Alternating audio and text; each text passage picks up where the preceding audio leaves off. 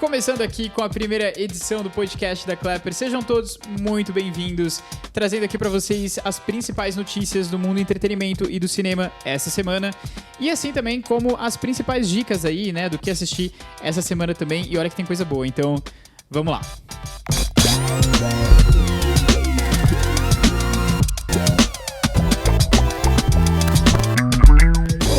Sejam bem-vindos aqui, como eu falei, à primeira edição do podcast da Clapper. Realmente estou muito feliz aqui, esse é um projeto que a gente tem faz um tempo, né, Luiz? Então, bem bacana de poder estar finalmente começando, né? Aliás, para quem está nos escutando agora, se você está nos escutando, nos assistindo, sabe que você provavelmente é a primeira e única pessoa. Eu falo isso, mas é com muito orgulho e com muita felicidade, porque a gente faz um tempo mesmo que a gente estava querendo começar. Então, bem bacana mesmo. Sejam todos muito bem-vindos. Para quem não nos conhece, meu nome é Pietro, eu sou cineasta, criador e cofundador aqui da Clapper, e tô aqui com o Luiz, que é jornalista de entretenimento e cultura, e também cofundador da Clapper. Tudo bom, Luiz? Tudo bem, Pietro. Oi, bom dia, ouvintes, quem está nos assistindo no YouTube também. Vamos lá, vamos começar então, né, com o nosso primeiro podcast oficial, né, para trazer aqui as principais notícias que aconteceram no mundo do entretenimento essa semana, né, trazer também algumas das principais estreias, tanto no cinema quanto no serviço de streaming. Então acompanha aí que você vai receber muitas dicas bacanas. Você pode estar nos ouvindo na sua principal plataforma aí de escolha, né, de áudio, ou também nos assistindo no YouTube, estamos lá também, tá certo? Mas vamos lá, vamos começando, né, que é o que interessa, a nossa primeira notícia aqui que a gente separou da semana. Olha, né, como sempre ali, Oscar chegando, a gente está aqui no momento da gravação, aqui comecinho de março, enfim, já começa, né, vários burburinhos ali de todos os filmes concorrendo, né, vários comentários saindo aí na imprensa, na mídia, e enfim, nem todo mundo fala coisas que são, né, assim, que podem ser faladas, que devem ser faladas. Tem sempre alguém que fala alguma coisa que não deveria, que não deveria, né? Tem gente que deveria ficar mais quietinho mesmo, né? Luiz, você quis trazer pra gente aí podemos dizer, um pouco essa polêmica aí, né, com o filme aí do Ataque dos Cães, né, da Jane Campion, um excelentíssimo filme, tá concorrendo a 12 Oscars, é o filme com mais indicações ao Oscar, né?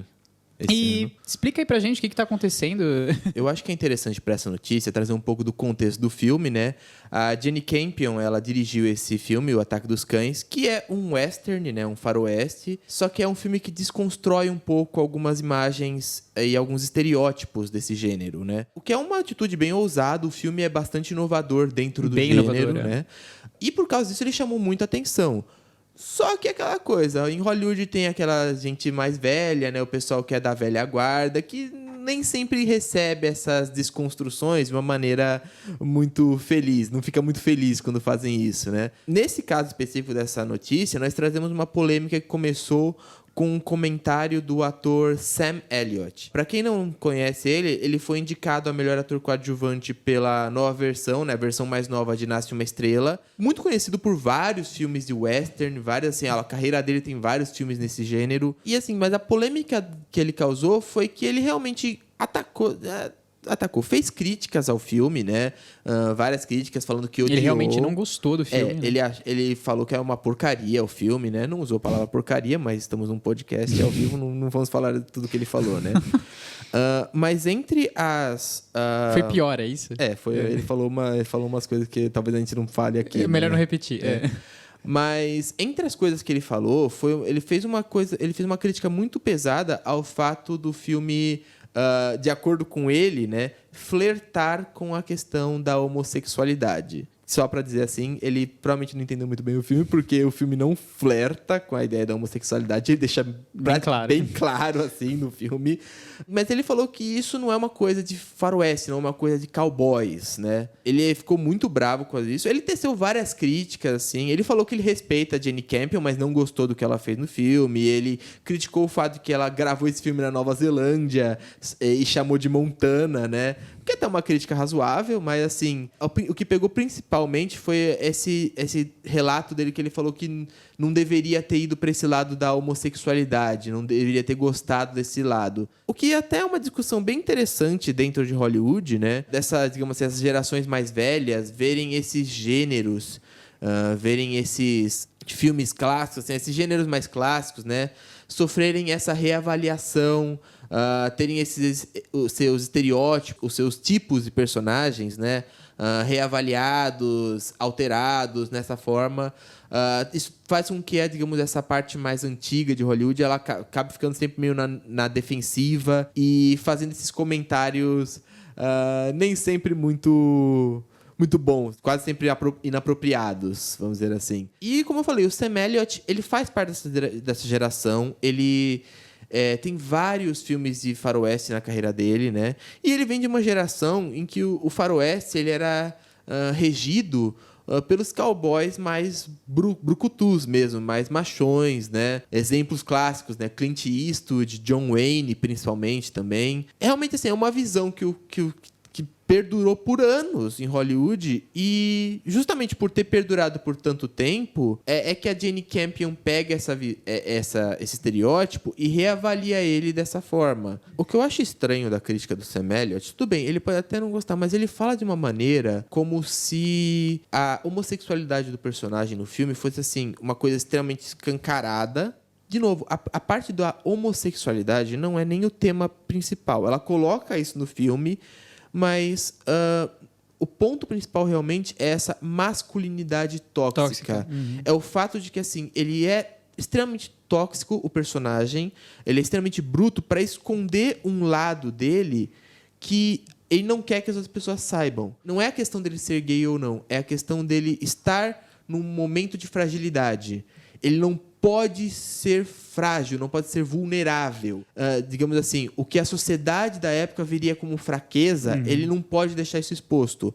Essa é a visão que a Jane Campion coloca no filme. Reduzir isso a um fato de o cowboy é homossexual. Digamos assim, digamos, uma visão muito rasa do filme. Mostra também, de certa forma, uma fragilidade, uma vulnerabilidade do próprio Sam Elliott. E é engraçado que o Sam Elliott, ao criticar isso, indica que ele também vê isso como uma fraqueza também. Sim, né? Ou seja... Novo, não querendo passar o pano pro Sam Elliott. Eu não quero passar o pano pro Sam Elliott. Ele foi homofóbico, mas é interessante ver assim, que a homofobia dele vem também dessa construção, assim, também. Tem uma parte que é dele, que ele foi escroto, sim, mas tem também essa parte da construção, que é justamente, sabe, é o que você falou, é a própria coisa que o filme está expondo. Eu trouxe essa notícia também porque é uma coisa interessante, que é um filme, como você falou, indicado, é o que está com mais indicações ao Oscar. E assim, mas ao mesmo tempo, assim, a gente tá numa digamos, no meio da rodada do Oscar, né, da temporada do Oscar, e até agora a gente teve, digamos assim, poucas polêmicas grandes envolvendo os filmes indicados a melhor filme, né?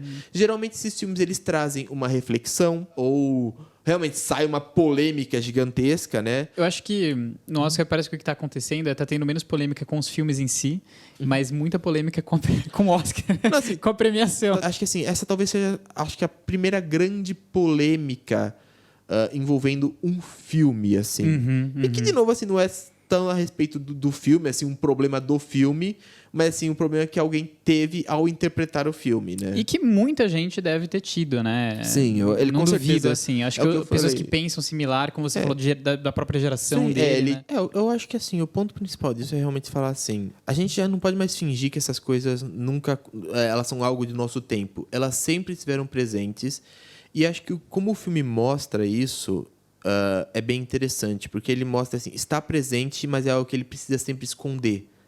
Sim. Entendeu? Porque é uma coisa que a sociedade dele e ele próprio vê como, digamos assim, uma fragilidade. E, repito, reduzir isso ao fato de o personagem é gay, eu acho que acaba tornando a discussão do filme muito rasa. Sim, não é. Eu acho que se esse é o principal ponto, acho que de interpretação, você não entendeu o filme e acho que a complexidade que o filme oferece também, né? É um filme bem complexo. Enfim, fica aí a nossa dica, né? Assim como tudo que a gente vai referindo aqui, tá? Sempre tem os links aqui embaixo também, então quem ficar curioso aí para assistir Ataque dos Cães, quiser saber um pouquinho mais, assistir o trailer, pode estar vendo aí na descrição, tá certo? Bom, vamos agora mudar radicalmente aí de assunto, de tópico, de tema, e ir para um assunto que pode ser um pouco polêmico, né? Digamos assim, algo que está aí realmente tocando o mundo inteiro. Como, né, a gente sabe, aí a gente está acompanhando as notícias, né, as tristes notícias, realmente, assim, no momento dessa gravação é o 9º ou 10º dia do conflito e da guerra que está acontecendo na Ucrânia, tá certo? E, enfim, o mundo realmente ali se juntou, né, numa coalizão para realmente começar um verdadeiro bloqueio, né, ali com várias sanções econômicas, políticas, comerciais contra a Rússia. Isso não é nenhuma novidade, né? Essas sanções, né, elas migraram também para outros campos, né? E aqui chega num ponto de interesse nosso, né? Ela vai atingir realmente a parte artística e cultural, social realmente da Rússia, com um verdadeiro boicote que está acontecendo ao cinema russo e à arte russa, de alguma certa forma, também, né? Antes de mais nada, eu quero só poder deixar aqui alguns disclaimers, tá? Primeiramente, assim, eu e o Luiz, a gente não vai comentar em si sobre o que está acontecendo ali na Ucrânia. Nós não somos especialistas de geopolítica e nem nada do gênero. O nosso foco realmente aqui vai ser comentar essa questão do boicote realmente ao cinema russo, né? O que isso significa. E um outro disclaimer que eu queria dizer, né? Embora a gente vai estar questionando se esse boicote russo ele é justo, ele é certo, é importantíssimo dizer que não existe nenhuma dúvida e que eu acho que é realmente assim, um consenso entre todo especialista e jornalista que está tratando essa situação, de que realmente assim, a Rússia está invadindo a Ucrânia, é uma invasão que está acontecendo e realmente colocando em risco, né, desafiando a soberania de um Estado democrático que tem ali as suas necessidades, enfim, que tem a sua própria liberdade para exercer como quer. Enfim. É uma invasão que está realmente ameaçando uma soberania nacional, provocando a morte de pessoas inocentes, de civis, que não tem nada a ver com essa discussão de OTAN, de Rússia, OTAN, Sim. Biden, enfim. E é realmente uma tragédia, e o que a Rússia está fazendo... É um crime, terrível. É uma coisa terrível. É importante que a gente coloque esse disclaimer aqui. A gente não está questionando isso, né? O nosso interesse é levar isso para o lado onde isso entra na questão realmente de cultura e cinema, né? E, de alguma certa forma, dissecar quais são os impactos que esse boicote ao cinema russo realmente tem, né? Bom, para alinhar aqui a ordem dos fatos, né? Então, realmente, esse boicote, né, ao cinema russo, ele realmente começou ali por volta do dia 25, 26 de fevereiro, quando a Academia de Cinema da Ucrânia realmente lançou uma petição numa carta aberta ali ao mundo, né, digamos assim, para se boicotar realmente assim o cinema russo, tudo que envolvesse qualquer tipo de produção russa fosse realmente boicotada, não fosse considerada pelos festivais, enfim, e pelos distribuidores. Só para citar um parágrafo da carta, a Academia pediu aos festivais que não permitissem filmes russos em seus programas, que os produtores encerrassem negócios com a Federação Russa, incluindo qualquer coisa que contribuísse com impostos para o governo russo. Então é interessante porque aí a gente começa a ter algum primeiro de indício de, pelo menos, uma racionalidade do que está acontecendo ali atrás, né? Existe essa questão, essa problemática de que o cinema russo, assim como, na verdade, assim, qualquer filme que é produzido fora do circuito de Hollywood tem verba de governo. É impossível. Assim, o pessoal até no Brasil existe uma crítica muito grande, né, que o dinheiro do governo indo aí para os filmes, etc, que muita gente não concorda, mas isso acontece em todo o país. O único país em que isso não existe é realmente nos Estados Unidos, em Hollywood, porque a indústria é muito grande, né? Logo depois disso, né, começou uma sucessão de fatos ali, de vários estúdios, enfim, e personalidades se posicionando sobre isso, né? Então, só para a gente trazer alguns destaques, a Disney... os estúdios da Disney decidiu pausar todos os lançamentos na Rússia, né? A Netflix suspendeu todos os projetos futuros também no país, inclusive qualquer aquisição que eles estivessem fazendo. A Warner Bros. Adiou o lançamento de The Batman, então não vai mais acontecer né, na Rússia. A Sony Pictures adiou o lançamento de Morbius. E a Paramount Pictures cancelou o lançamento de Sonic 2 e de Cidade Perdida, também com a Sandra Bullock, né? E logo depois disso também vários festivais de cinema começaram a realmente assim, participar ativamente desse boicote, né? E a dizer simplesmente, olha, se é filme russo, não está mais concorrendo no festival, né? Daí eu quero já tratar alguns exemplos aqui que eu acho que são interessantes. A gente pode citar o caso do cineasta, eu não vou saber pronunciar o nome, eu peço desculpas, mas Kirill Sokolov, no qual ele tinha um filme ali que estava concorrendo no festival de Glasgow, chamado No Looking Back. Ele é um cineasta russo, de raízes ucranianas e com muitos parentes e conhecidos em Kiev. E ele mesmo, a metade da família dele é ucraniana, na verdade, e a própria avó dele mora em Kiev e é uma das pessoas que teve que se esconder ali dos bombardeios, sofreu muito com isso, né? E ele é russo, mas ele é ativamente contra a guerra que está acontecendo, contra essa invasão, já se posicionou várias vezes E da noite pro dia, o filme dele estava concorrendo no Festival de Glasgow, de cinema de Glasgow. Da noite pro dia, o filme dele não foi mais aceito, porque ele foi fundado, né, em parte teve a sua verba fundada pelo governo russo. Segundo ele, enfim, ele falou que achou isso realmente estranho, né, e falou que isso, de alguma certa forma, está calando um pouco as vozes russas, né? Eu acho que aí a gente entra no primeiro ponto, que acho que é polêmico, assim, levando em conta que assim, um conflito com a Rússia levaria a uma terceira guerra mundial mesmo, sanções desse tipo são a melhor resposta. Elas talvez não acredito que elas sejam totalmente efetivas, mas elas são uma boa resposta para minar. Sanções desse tipo, culturais, elas têm sempre esse problema. Elas acabam tirando a palavra de pessoas que são contra, sabe? E eu acho que é importante manter isso claro. A boa parte, se não a maior parte, dos russos é contra essa guerra. Inclusive, teve protestos. Em Moscou foi gigantesco o protesto que teve, muita gente presa. Então, sabe, a população está contra essa guerra. E muitos cineastas russos também estão. De novo, tem que ter uma sanção, mas acaba calando a voz de gente que está contra essa guerra, que é da Rússia. Acho que o principal problema disso, eu acho que vai um pouquinho além dessa questão. Pessoas que estão talvez um pouco mais informadas, assim, acabam tendo a visão de que de que assim, se é russo é vilão nessa história.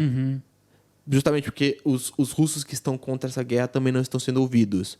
Para mim, assim, é o principal problema desses boicotes. Só para citar mais alguns exemplos, né, que assim a gente vê que tem uma contradição ali, né? Ainda no Festival de Glasgow foi largado, né? Eles cancelaram a exibição do filme A Execução. Desculpa, não vou conseguir pronunciar os nomes, mas enfim, de Lado Kivatania. Então ele tinha um filme, né, A Execução. O Festival de Glasgow cancelou a exibição desse filme, a concorrência, né, desse filme.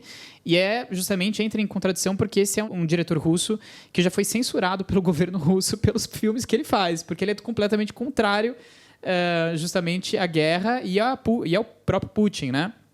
Um outro exemplo também, filmes que tem muito pouco a ver. Então, por exemplo, tem um filme, né, que ficou muito famoso agora em 2021, 2022, que é o Compartment número 6, filme que até veio para o Brasil aqui na Mostra de São Paulo.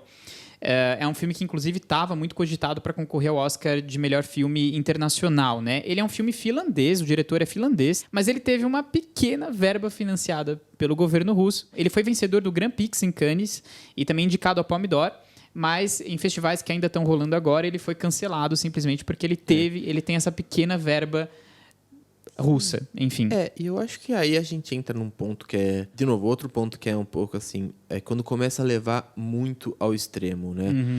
Eu tinha separado um exemplo disso, né, dessa questão, só que eu acabei de ver que não, meio que assim, a Disney desmentiu, falou que não tem nada a ver, mas é interessante ver como essa questão está sendo até fake news agora tá... tá tendo fake news, as pessoas estão, sabe... pessoas que estão contra esse boicote, elas estão realmente, assim... Qualquer coisa que tenha qualquer associação com a Rússia, ou as pessoas estão falando tem que tirar, ou elas estão criticando quando são tiradas, né? O exemplo que eu ia trazer é que, assim... Foi dito um tempo atrás, uns dias atrás, que a animação Anastácia... É uma animação até meio clássica da Disney. Ia sair do Disney Plus. Do Disney Plus, se não me engano, dos Estados Unidos.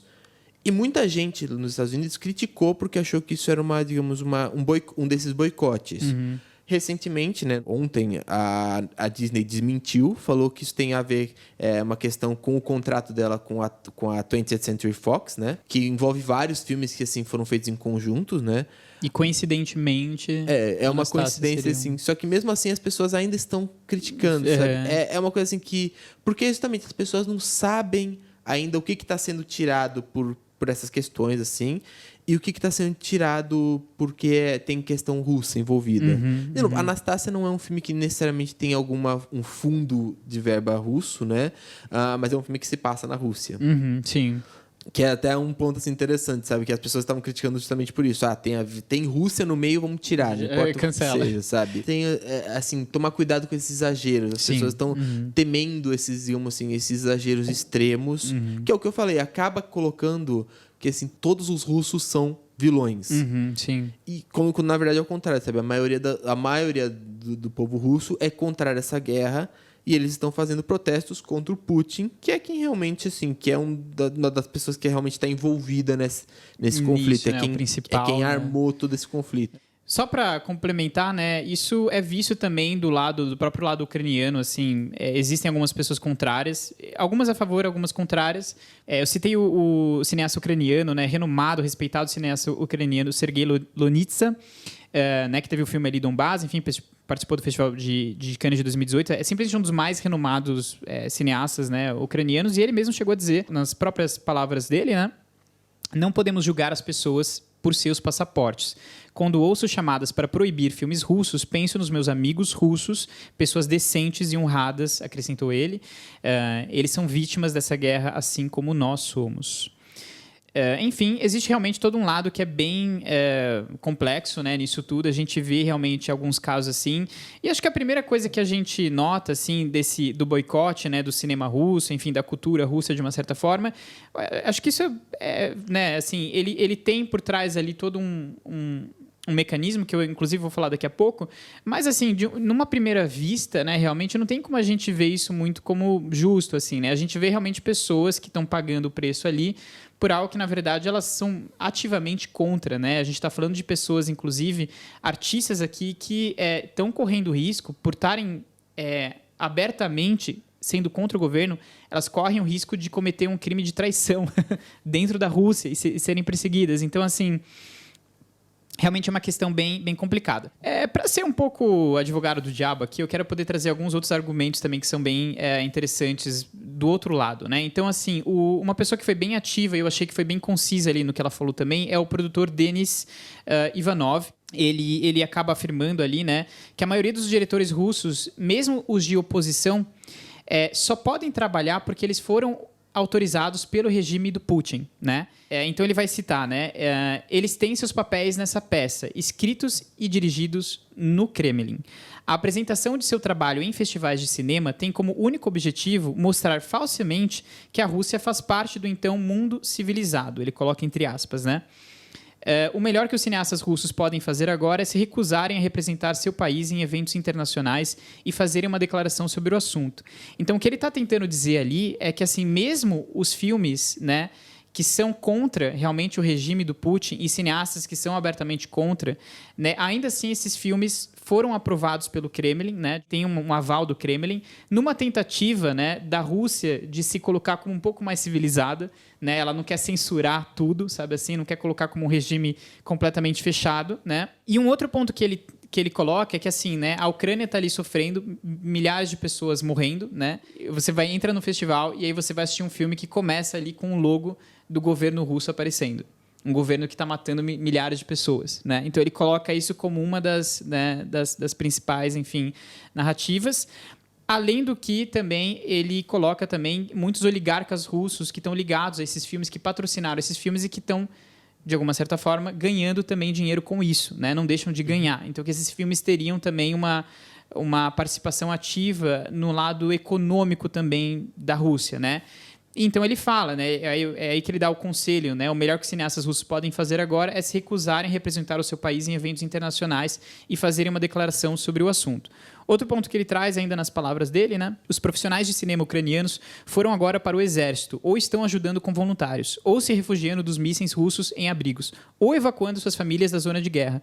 Sua expressão artística está, então, limitada por essas circunstâncias.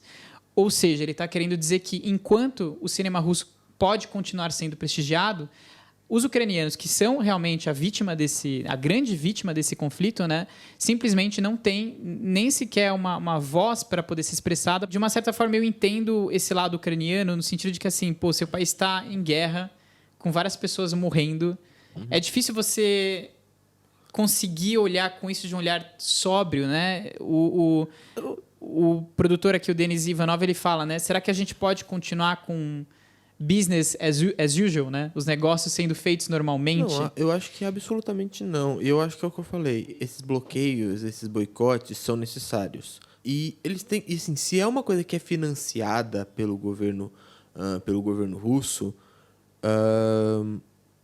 tem que ser boicotado, sabe? Qualquer coisa que dê algo para esse governo continuar dê sustento para esse governo continuar o que ele está fazendo, não pode receber, sabe, apoio de pessoas que são contrárias à guerra. Realmente o que ele falou, as opções para os cineastas russos que são realmente contrários ou para de produzir, ou pelo menos para de mandar para o festival, né?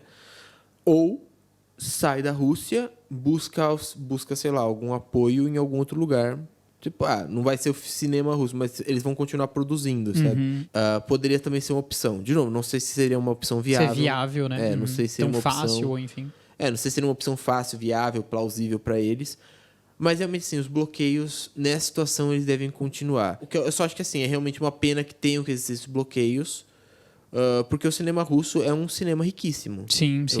Na história do cinema foi muito importante. Ele tem diretores renomados históricos, sabe? Diretores de importância histórica. É triste que esse cinema que sempre teve tanto a oferecer tenha que estar sendo boicotado. Por isso que eu falei, eu achei que as palavras aqui do Denis Ivanov foram muito precisas, assim, né?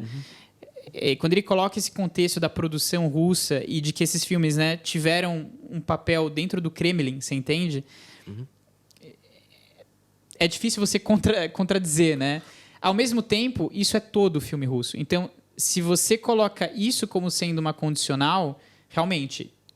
o cinema russo acaba aqui, sabe assim? Sim, a gente... Não tem... É o que eu falei, não é uma questão de não fazer essas sanções. Eu acho que é mais uma questão de fazer as sanções, mas entender o que elas significam.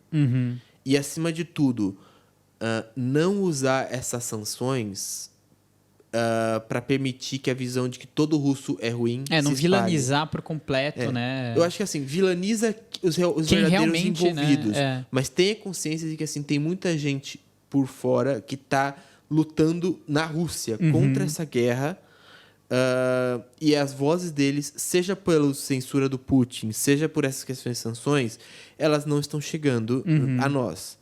Eu acho que é uma questão de entender isso.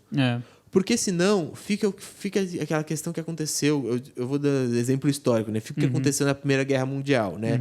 A Alemanha perde a guerra, todos os alemães são vilões, então vamos fazer uma sanção gigantesca na Alemanha para que ela nunca mais consiga ter a hipótese de criar uma guerra dessas. A gente sabe muito bem o que aconteceu. O que aconteceu, né? Por último, assim, eu só gostaria de deixar aqui também assim, um aspecto de uma especialista, na verdade, da Jane Duncan, né?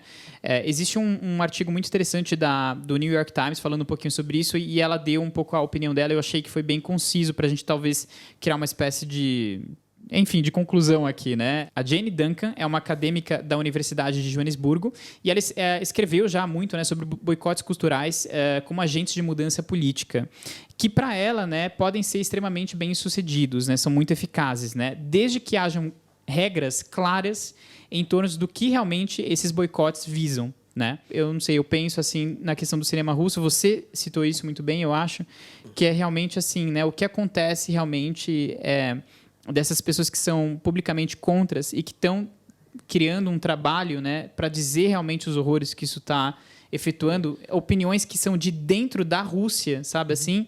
E que são contra a Rússia, né? Esse tipo de visão, ela é muito importante de se ter, né? E quando existe um boicote por completo, a gente perde. Sim, E isso poderia ser muito enfático, até na questão de realmente diminuir ou acabar com essa guerra. Né? Eu acho que nesse momento, a questão que a gente tem que entender é que assim, é uma guerra que começou há pouco tempo, ela ainda está muito explosiva.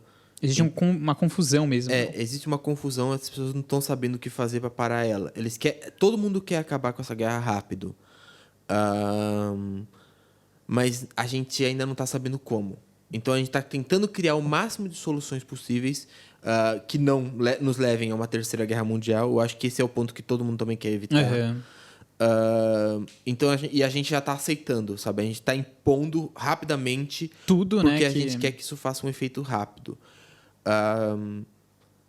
Eu espero que isso seja suficiente. Eu espero que isso, assim, sei lá, o Putin recue por completo. Sim, que haja um acordo ou realmente uma desistência, né? Que é difícil, acordo, né? uma rendição, qualquer coisa assim para acabar com esse conflito. E que, a partir daí, as sanções comecem a ser diminuídas. Acho que quando começarem a ser diminuídas, a cultural deve ser a primeira que talvez caia, né? Eu acho que, assim, na perspectiva cruel e terrível dessa guerra perdurar por um tempo longo, essas sanções, esses boicotes que estão sendo feitos agora precisam ser realmente estudados e ver assim, boicote cultural, a gente mantém por completo ou a gente abre e tenta ver um jeito dos cineastas russos conseguirem expressar a voz deles contra, para mostrar principalmente assim, o que a população da Rússia tem a dizer sobre essa guerra e como eles estão sendo repreendidos pelo governo por causa disso. Porque a questão é assim, a gente vai ouvir as vozes ucranianas. As vozes ucranianas vão ser contrárias à guerra, elas são as vítimas. Só que também assim, ver assim, juntar essas vozes da Ucrânia com essas vozes contrárias que vêm da Rússia. Da própria Rússia. Sabe? Isso fortalece muito mais. Sim. Mas é a mesma luta, né? Se a gente... Sim, de uma certa forma, né? Mas como eu falei, no momento tá tudo muito confuso, tá tudo muito explosivo ainda. É natural que haja, né? Sim. Esse grau de confusão mesmo, né? E de difícil. E de tentar, assim, ao máximo, ter uma solução rápida, efetiva, mas rápida. E eu espero que isso seja bastante. Por último, só vale a pena dizer, né? Eu falei de alguns festivais ali, enfim, vale a pena dizer que nem todos os festivais foram tão, né? O Festival de Cannes de Veneza, por exemplo, proibiram qualquer delegação russa oficial de participar, né? Mas eles deixaram bem claro que cineastas russos, enfim, não seriam... Que são contra, né, o que está acontecendo, não seriam proibidos de participar do festival também. Bom, fica realmente toda essa questão, né? Eu acho que realmente é bem complexo, foi algo que a gente viu aqui, tem muitos lados, enfim. Também eu deixo de pergunta para quem está nos assistindo e nos ouvindo agora, né? O que você acha dessa questão, né? O cinema russo ele deve ser boicotado?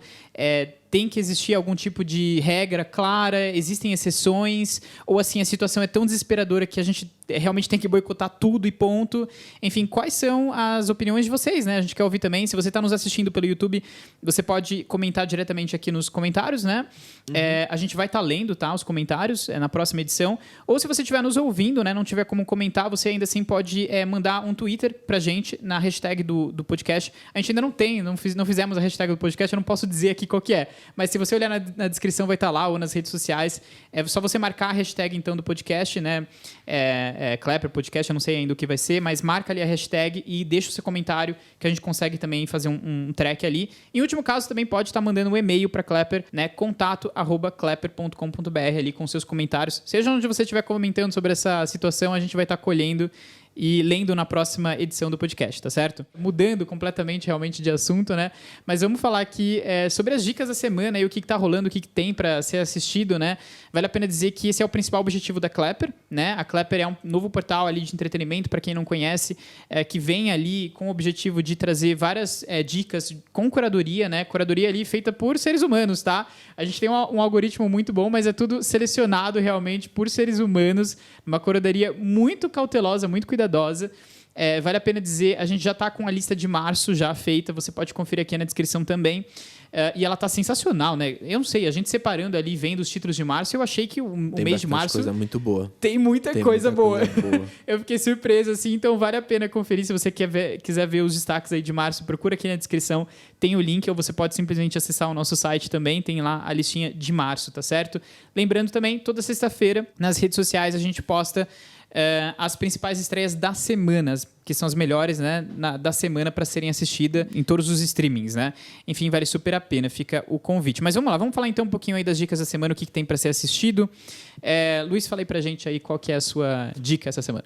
Beleza. Bom, gente, a minha dica dessa semana é um filme que, assim, já estreou nos cinemas há um tempo, né? Ele não é exatamente novo, mas agora ele está chegando no serviço do Disney Plus, que é o Amor, Sublime Amor, a nova versão que foi dirigida pelo Steven Spielberg. E está concorrendo a várias categorias do Oscar, inclusive melhor filme e melhor diretor. É aquela coisa, a gente sempre fala remake, né? Como Hollywood está ficando meio sem ideia, sem muita criatividade. Mas nesse caso, eu acho que é um remake que vale a pena ser assistido. Eu, pessoalmente, gostei mais do remake do que da versão original. Sim. Gostei mais das performances, gostei mais da maneira como alguns personagens foram feitos. Gostei mais de como algumas músicas foram cantadas, porque é uma coisa interessante sobre esse filme do Spielberg. Ele coloca as músicas originais. Só lembrando, Amor Sublime Amor foi uma peça da Broadway, virou um filme nos anos 60 e agora tem essa nova versão, né? O Spielberg, ele pegou as músicas que foram cantadas no filme dos anos 60, só que algumas delas ele colocou em momentos diferentes do filme. Falei dessas coisas, mas acabei não falando sobre o que é o filme, né? Bom, o filme, ele conta a história de um casal, né? O Tony e a Maria. Eles se encontram durante um baile e eles começam a se apaixonar, eles começam a viver uma relação amorosa, né? Só que tem um problema. O bairro onde eles vivem, ele é disputado por duas gangues principais, vamos dizer assim, duas gangues de rua principais, né? Que são os Jets, assim, os garotos brancos pobres, né? Os filhos de imigrantes europeus, né? Irlandeses, italianos, que chegaram lá e não conseguiram sair daquele bairro pobre, né? Ficaram por lá. Que eles são, digamos, a gangue mais antiga, né? E recentemente chegaram também no local os Sharks. É uma gangue, né, formada por imigrantes porto-riquenhos. E existe essa disputa muito grande. E qual que é o problema para o casal? O Tony faz parte dos Jets, enquanto que a Maria é irmã do líder dos Sharks. É literalmente uma história meio Romeu e Julieta. Eles se amam, mas eles pertencem a famílias, né, entre aspas, rivais, que estão sempre lutando. E essa luta ela assume uma proporção quase de uma guerra de rua mesmo. E então eles têm que achar uma maneira do amor deles conseguir sobreviver nessa situação de conflito, nessa situação de luta. E no meio disso tudo tem performances musicais, tem músicas assim que são, como eu falei, icônicas, né? Tanto do musical quanto do filme de 61. Uma coisa que eu gostei do Spielberg é não só ele muda algumas músicas com relação a quando elas são cantadas e quem está cantando elas, mas eles também, assim, existe uma coisa sutil, que até um pouco, assim, é sutil, mas não é assim, sutil, assim, nossa, muito difícil perceber, mas é uma coisa que, assim, são flashes rápidos, que eles estão fazendo a performance, né? Eles estão dançando no meio da rua, daí do nada a câmera foca, sei lá, num cara passando de carro, olhando assim, meio que com aquele olhar estranho, tipo, o que vocês estão fazendo? O que tá acontecendo? Tipo, como se o próprio filme reconhecesse o absurdo do musical, sabe? É aquela coisa, tem tudo para ser um musical clássico da Broadway, da Era de Ouro, só que ao mesmo tempo o filme assume esse caráter realista de olhar para aquilo e falar, o que está acontecendo aqui? Em questão de elenco, a grande parte do elenco tá muito boa, né? As mulheres do filme, né? A Rita Moreno, ela faz um papel... Ela que estava no filme original, como a Anitta. Como a própria Anitta. Sim. Ela faz agora um papel mais coadjuvante, mas que ela dá muito poder à presença dela ao filme. A nova Anitta, né? Que é a Ariana DeBose, ela tá indicada ao Oscar e acho que ela é uma das favoritas a melhor atriz coadjuvante e diria assim, justificado. Porque eu acho que era uma das melhores coisas desse filme. Ela tá muito solta, ela tá muito leve.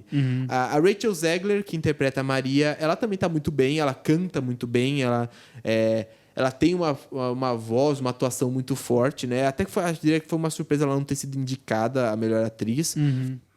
A única questão que eu acho que assim, afunda um pouco o elenco, eu diria que é o próprio Ansel Elgort, a gente comentou dele aqui, Sim. né? E acho que assim, falando agora, eu acho que é até estranho o Spielberg, com todas as acusações do ator, né? O Spielberg tem insistido em manter ele, né?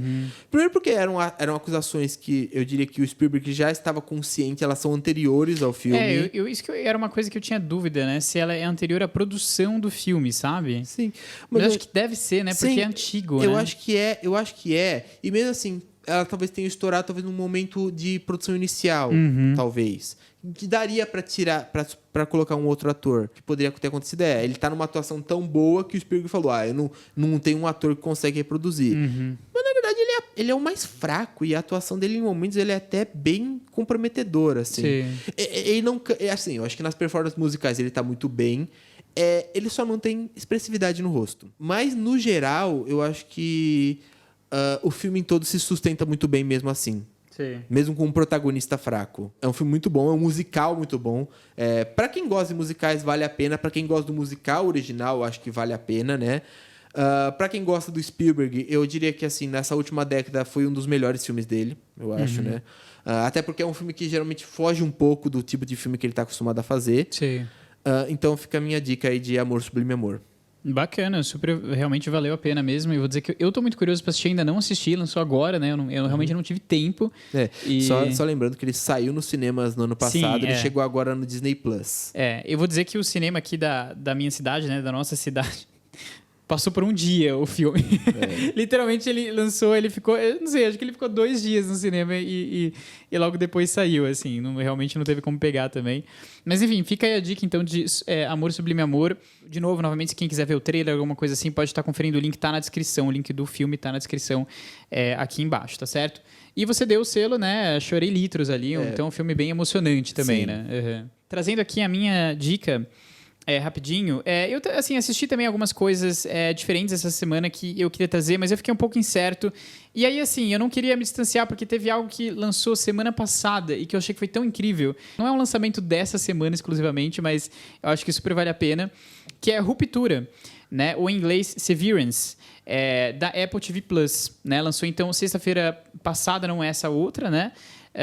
Ali trazendo com, né, de principal o Adam Scott, mas tem um elenco bem grande, assim, sensacional. E bem curioso, enfim, dirigido ali pelo Ben Stiller, né? Enfim, vou dizer que eu me surpreendi com essa série. Eu tava ali, eu achei a premissa interessante, falei, bom, vou assistir, vou ver no que dá. E super me surpreendi, achei muito legal mesmo, assim, é bem curioso, traz uma história bem diferente, assim, diferente de muita coisa que eu já vi, assim, e muito bem feita, muito bem dirigida, conduzida, escrita, os atores são sensacionais também. Né, para quem não conhece, uma história louca, enfim, mas vai estar contando ali a vida, né, enfim, a história do Mark. Ele trabalha numa empresa bem específica, curiosa, que ela criou um sistema ali, uma possibilidade, né, o filme se passa um pouquinho no futuro, em que ela dá a possibilidade aos funcionários de fazerem justamente uma ruptura cerebral na qual ela consegue dividir a memória do trabalho e a memória da vida pessoal da pessoa. E uma não acessa a outra. Ou seja, quando a pessoa sai de casa e ela vai para o trabalho, né, ela entra ali no elevador da empresa, ela vai para o nível lá específico e durante aquele processo é como se ativasse alguma coisa no cérebro dela, do qual ela simplesmente esquece por completo da vida pessoal dela, ela não lembra de nada, ela não sabe quem foi a mãe, e você entra naquele ambiente de trabalho e você só tem acesso a essas memórias de trabalho, né, o que você construiu no seu trabalho, a sua vida vira o trabalho. E o oposto também é verdade, quando você sai do trabalho, você esquece por completo tudo que você fez, sempre, né? No seu trabalho você simplesmente não lembra, você só tem contato com a sua vida pessoal, né? A série é muito interessante porque ela é super engraçada em diversos aspectos, assim, de como ela lida com esse conceito, né? É bem curioso. A princípio, primeiro porque, assim, você se torna 2 pessoas, né? Então é muito interessante ver o Adam Scott, ele tá muito bom nessa série, porque realmente ele consegue fazer essa diferenciação, assim, né? Entre quem ele é na vida pessoal, ele é uma pessoa, e no trabalho ele é outra, assim. Porque é isso, ele construiu personas, né, diferentes ali, com vidas diferentes, né? E uma não tem consciência da outra, não sabe o que uma tá fazendo, né? O que é legal também da série é que ela gera alguns conceitos, até filosóficos, eu diria, assim. Por exemplo, né, o que acontece se você decidir se demitir do trabalho, né? Horas, pro seu eu existente do trabalho, e se você se demite e você não tem consciência do que é o resto da sua vida, de uma certa forma é como se fosse um suicídio. Porque você está saindo do seu trabalho e é a única coisa que você tem consciência na sua vida inteira, e você nunca mais vai voltar para aquele seu eu existente. Você, de alguma certa forma, sabe que existe um eu fora dali, do qual você não se lembra. Enfim, né? Então é muito interessante, gera todo esse conflito, né? A história começa realmente a acontecer quando o personagem ali do Adam Scott, o Mark, ele é contatado, né, por alguém que teria trabalhado nessa empresa com ele, né? Então alguém na vida pessoal dele contata ele, entra em contato e diz ser um colega de trabalho da empresa. Ele se tornou consciente, né, de ambas as vidas. Ele quer, enfim, falar com o Mark porque o que está acontecendo nessa empresa é um absurdo, assim, é um segredo péssimo, assim. Então começa, enfim, todo um mistério que tem ali por trás, enfim, é super interessante. E a própria empresa, né, essa empresa usa isso também como uma forma de justamente poder criar não sei, assim, a série não deixa claro, né, nos primeiros episódios, a série ainda está começando, mas existe algo realmente meio maquiavélico ali acontecendo nessa empresa, porque, né, todo mundo que está trabalhando naquele projeto, seja lá o que ele for, ninguém lembra o que é, todo mundo volta para casa e não sabe o que é. Então tem essa situação. Enfim, achei muito interessante, muito curioso mesmo, super vale a pena. Lembrando, né, a Apple TV Plus, se eu não me engano, posso estar errado, eu não sei agora, mas eu acho que ela dá 7 dias de graça para você testar, se é a sua primeira assinatura. E, claro, também vale a pena dizer, para quem nunca testou, né? É um serviço que aqui no Brasil é bem menos utilizado, né? Mas que vale super a pena, tem muita coisa legal e é R$ 9,90 por mês. Então, é bem baratinho, assim, para quem quer, de repente, assistir a série ou assistir algum conteúdo, aproveitar durante um mês, dá para assinar por um mês e curtir um pouco, sabe? Apple TV Plus que tem bastante conteúdo, a gente vê, né? A gente sempre organiza as estreias semanais, né? As estreias mensais, estreias semanais. Eles têm sempre conteúdos bem interessantes, né? Tem. Eu vou dizer que eu desde que começou, assim... No começo eu tava meio... Não sei, assim, eu falei, a Apple fazendo filme vai dar certo isso. Mas não, assim, deu certo. Eles estão com produções muito boas, assim, tanto de série como filme, documentário, minissérie, enfim, todas muito bem feitas, assim, e realmente vale a pena, enfim, né? Então fica aí a dica também de Ruptura, né? Ali demos o selo Mind Blowing, porque é bem isso, é uma série bem louca mesmo pra você, né, questionar tudo. O link tá aqui na descrição também para você poder consultar, enfim, assistir o trailer e tudo mais, tá? Enfim, é esse, né? Fica as nossas dicas aí. Então, Amor Sublime Amor, disponível no Disney Plus, e Ruptura, disponível na Apple TV Plus, tá certo? A gente vai ficando por aqui, né? Vale a pena dizer também... Essa semana que a gente está começando aqui o podcast é uma semana muito importante para a gente, porque a gente está com uma série de anúncios, né, acontecendo. Além do podcast, né, enfim, não chega a ser um anúncio, mas é um lançamento, né? A gente acabou de finalizar a nossa lista do mês de março. Então, volto a dizer, fica ali para você poder consultar também. Quem quiser saber aí as melhores estreias do mês de março, tá aqui o link na descrição.